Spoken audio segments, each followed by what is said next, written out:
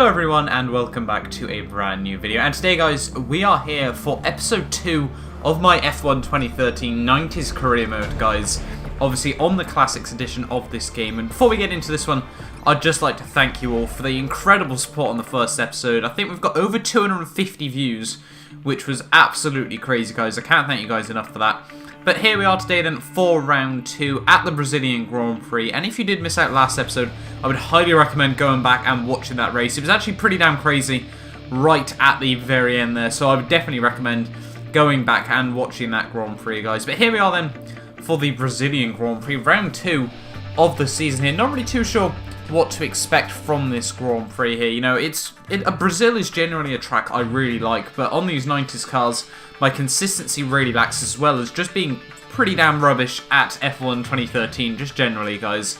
But if you are new around here, do not forget to like, subscribe as well for more content. We are incredibly close to 900 subscribers now. I think I'm on about 894, 895, so hopefully, you know, we can smash 900 subscribers by the end of the week, guys. But obviously, let's move on then into the Brazilian Grand Prix here. It's looking very, very overcast, I must say. Already looking into the session here, but hoping, you know, on the random grid that we do get a good qualifying slot. And we are down in P10, sadly, there, so that's not reassuring. My teammate Michael Schumacher, I think, was up in P6 or it might have been P8 there. I can't actually, you know, read just generally. But here we are then for the Brazilian Grand Prix. I'm going to look at the grid for the start of this Grand Prix, if the game ever decides, you know, that it does fancy loading. And there we are then. On the pole, we have Nigel Mansell. My teammate Michael Schumacher is up in P6, like I said, and myself driving as Gerhard Berger.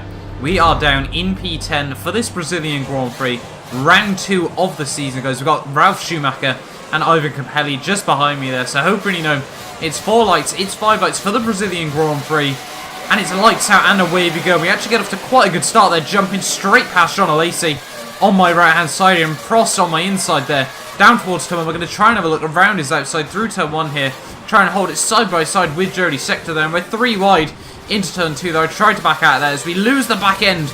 Absolutely massively there. Go right over the grass, destroy all those signs there. We make contact with Capelli there as we go through turn 3. But we do hold on to P11 there. So unfortunately, going on the grass, we have lost out on a position very, very early on in this Grand Prix. We try and hold it right around the outside of Ralf Schumacher. They get right over the curbs on the exit of the corner. We tried to chop him off on the exit there and back up into my original starting position here. And we're still trying to make up positions in the early stages of this Grand Prix. We get a very, very good run through the next corner. Go there, go down the inside of both Frenchmen there, of Prost and Jean Alesi there. And we lose the back end through the next corner there, around that long hairpin.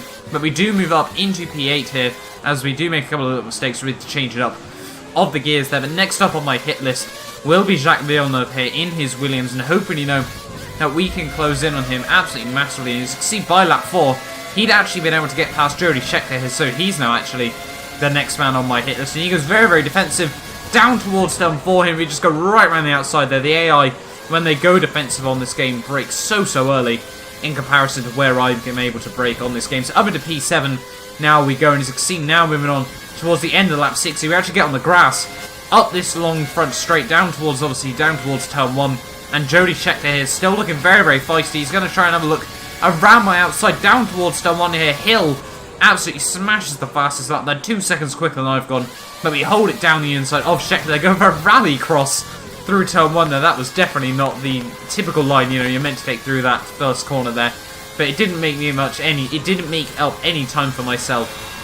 And we do hold on to P7 in this Grand Prix. We're still trying to close in on Villeneuve here, but you can see there's actually been a lot of smoke coughed up.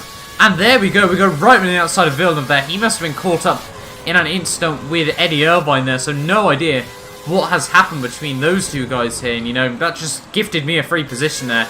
As you can see by the end of lap 7 here, Villeneuve obviously wanting his 6th place back as we run wide, make a tiny bit of contact with the wall there. So, you know, I'm just really struggling to get a feel with this car. It's actually the first race I've recorded in about a week on this game. But Villeneuve trying to think about a move down the inside. We've got a message from my engineer there that the pit window is open there as we go through a very, very interesting line through turn 2 and turn 3 there. You know, I actually managed to make contact with the wall, which I'm pretty certain is nearly impossible there, going through those first couple of corners. But down towards the pits on the end of lap 8 here, and this pit stop is going to be absolutely crucial and the outlap is going to be crucial so we don't lose any positions to Jacques Villeneuve behind me here. Obviously, he's probably the quicker driver at this moment in time, so we just need to try and hold on to these positions here. It's going to be one of those races where we're not as quick as the AI, just have to hold on.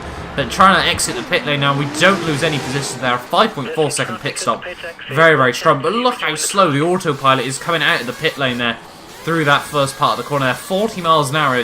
I reckon I could go a little bit quicker than that on this game here. But coming out of the pit lane here, we're down into P8 here. We've got a lap worth of spare fuel though at this moment in time, so we are going to try and rich it around most of the laps. You can see coming up towards the pit lane there are a couple of AI in the pit stops here. We're going to jump straight past Capelli there. As there's no real thought about him being able to jump me. But where is Jacques Villeneuve here? As you can see, coming through turn 2 and turn 3, and we do move up, back up into P6 of this Grand Prix ahead of Jacques Villeneuve there. So luckily for me, he hasn't been able to undercut me there. I think he might have actually lost out on a little bit of time here. As you can see, moving on though to the end of lap 13 here, Mansell goes purple there with a 13.1, and Jacques Villeneuve, is trying to look around my outside down towards turn 1, but we do shut the door on that move there to try and claim the race in line there as they go through turn 1 and turn 2.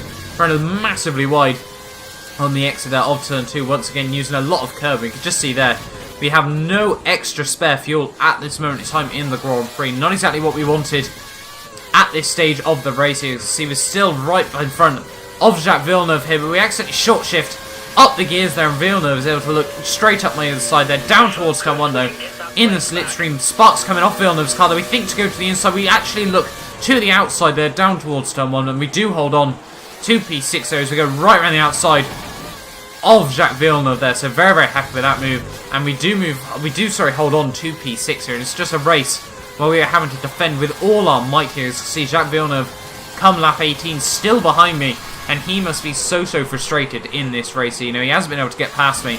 But you can just have a look as we run wide through turn 4. They're not exactly what we wanted. He's going to be right on my gearbox now, coming through this final lap of the Grand Prix. But Michael Schumacher, my teammate, is struggling a lot here. As you can see, he's actually just a couple of seconds up the road.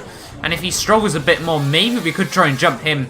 But I'm more focused on trying to hold on my position from Villeneuve right behind me here, hoping, that we can try and hold on to this P6 in the Grand Prix. It could end up being a drag race up towards the line here, but I think Damon Hill is going to be able to come through to take the win in this Brazilian Grand Prix. His second race win in a row in this series, guys. But I'm coming up towards the final straight of this Grand Prix. I think Villeneuve might be too far back to try and make any move on me, guys.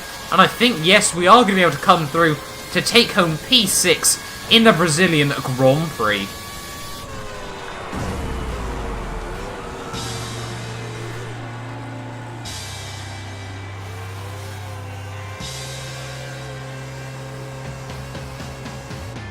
So very happy then, in the end, with P6 in that Grand Prix. Just one place off my teammate Michael Schumacher there, but Damon Hill takes another victory. They could just see how big an advantage both him and Nigel Mansell had, both being able to get into the 1 minute 12 lap times there, and Mansell was really on a push right at the end. But Damon Hill, as I said, takes home his second win of the season there. Eddie Irvine gets third as well. So we've got a British 1, 2, 3, 4 there, the only British drivers locked out the top 4 there, with David Coulthard as down in P4 there, 20 seconds off the eventual race winner there. But you can see Michael Schumacher, my teammate, up in P5 there, myself up in P6 there. So from P10 on the grid, we can still be very, very happy with that. But we do really need to be challenging for race wins in this series there. But Jacques Villeneuve down in P7, obviously very, very frustrated, just being held up behind me all day long there. With Jody Scheckter down in P8, we've got Alain Prost and Jean Alesi there filling out the top 10. And Ivan Capelli down in last place. Ralf Schumacher not able to finish the Grand Prix there. But having a look at the driver's standings, and we are still somehow up in P2 there. But Damon Hill already with a 24-point lead in the championship there after just 2 races. So safe to say he is absolutely running away with it at the moment in time. But we have got Eddie Irvine just 1 point behind me, and David Coulthard just 2 points behind me there. So it's looking very, very close, as well as Nigel Mansell there, obviously after that strong result. But hopefully you guys have enjoyed this video. Do not forget to like and subscribe. As you can see, we just have a look at the constructors standings. But as I said, do not forget to like and subscribe if you are new around here, guys. And hopefully I will see you back next time for the 3rd race of this season. So promise that you'll catch me.